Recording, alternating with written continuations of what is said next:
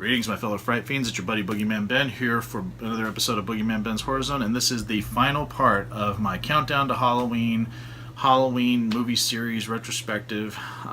Can't believe it's been 10 videos, and this is the final one. Hope everyone's been enjoying it. Today's video, I will be talking about the last film in the Halloween franchise to come out. This is 2009's Halloween 2, and this is a direct sequel to Rob Zombie's remake. Initially, Rob Zombie was not going to do the sequel to Halloween 2. It was going to be done by a different director, but all of that fell through, and he found his way back to the franchise, doing this final film, which was shot and released in a very short amount of time. There's so many people that hate this film. I think out of all of the Halloween films, I think this one, Resurrection, and 5 are probably the most loathed. People do not like this film at all. There's a small minority of people that do appreciate it, and I happen to fall into that minority. This is one of my favorite Halloween films. I saw this twice in the movie theater because the first time I watched it, I wasn't really sure what the fuck I had just watched. So I went back and saw it again, and I liked it more. Absolutely love this film, and I love it because it's original. It does have some weird mythos, it does have some weird symbolism, it does kind of touch on, good and evil and being, almost like psychic, and it's kind of got like a bunch of shit just thrown into it, and some of it makes sense and some of it doesn't. I love that it's brutal. I love that Tyler Mane came back to play Michael Myers. I think he's better in this film than he was in the original. I love the way he looks. The Hobo Myers is probably one of my favorite looks for Michael Myers, with the beard and the ripped mask and the coat with the hood, and just the fact that he's been living out in the wilderness between the Halloweens. Now, originally it was supposed to be 2 years, so in the director's cut, it's 2 years since the events of the first Halloween that Rob Zombie did. And then the theatrical cut, they only made it 1 year, and I think it makes more sense that it would have been 2 years later. But because Laurie's parents died, or her adoptive parents died, she's living with the Brackets, and you have so much more character development with Annie and Sheriff Brackett. I think Brad Dourif and Danielle Harris are amazing in this film, and they are my favorite performances in this film. Both of them just bring their A game. They're fantastic. Not enough credit is given to what they brought to this film.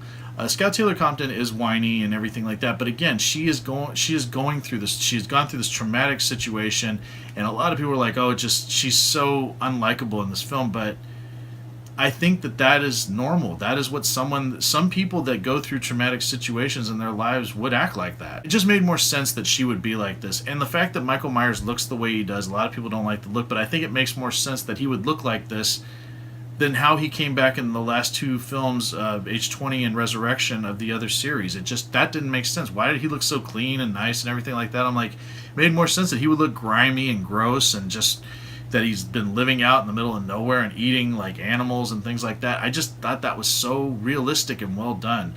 I don't care for Malcolm McDowell as much in this film as I did in the previous film, but I understand what Rob Zombie was trying to do. He was trying to show a different side to Loomis, someone that had gone through this traumatic event, and instead of Laurie, who is just suffering and coming apart, you have Loomis, who is capitalizing on it and trying to make money off of it. And it's just such a seedy side to the character that, it just made him unlikable through the whole film. And so at the end, when he does try to redeem himself, it's kind of a little late to the party for that one. But again, Malcolm does a great job. And initially, they didn't know if he was going to be in this film, so that's why he has fewer scenes than he did in the first one. But this film is a fucking beast, and I love both versions of it. I think I prefer the director's cut over the original cut, but I love both cuts of it. Rob Zombie's commentary is really great too. If people are curious about it, listen to the commentary. It really explains like where he was going with this film. I absolutely love Halloween 2, and it's actually one of my favorite films in the franchise. It might shock people. And I get the hate. I get why some people don't like this. It's got some ambiguous images. It's got some weird shit in it. It's like some things don't make sense. Some of the characters are irritating. And but it's like, it's Rob Zombie's film, and I feel like he wasn't sort of pigeonholed into staying true to some of the themes that John Carpenter had set up on his own films. He was able to take what he had done in the original, in the remake, and kind of make his own Halloween film without being sort of tied to anything Carpenter had done. And I like that, and I respect him for it. And I think this movie, hopefully over time, may grow to be more popular. I don't know if it has in the last 8 years, but I love it. I loved it when it came out. It's one of my favorite films in the franchise. Rob Zombie's Halloween 2 easily gets 4.5 skulls.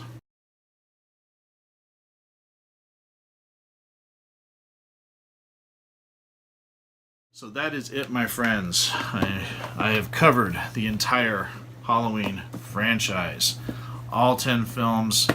Thank God that we are finally getting a new Halloween film next year. That is so exciting. Michael Myers will be coming back. And I want to thank everyone for taking the time to watch this video series. I know it was 10 long videos. Really appreciate it. Please let me know what you guys think in the comments section below about Rob Zombie's Halloween 2. I'm curious what everyone has to say about it. And as always, thanks so much for watching BoogeyMan Ben's Horror Zone, and I'll talk to you guys later. Take it easy. Stay scared as always. Peace.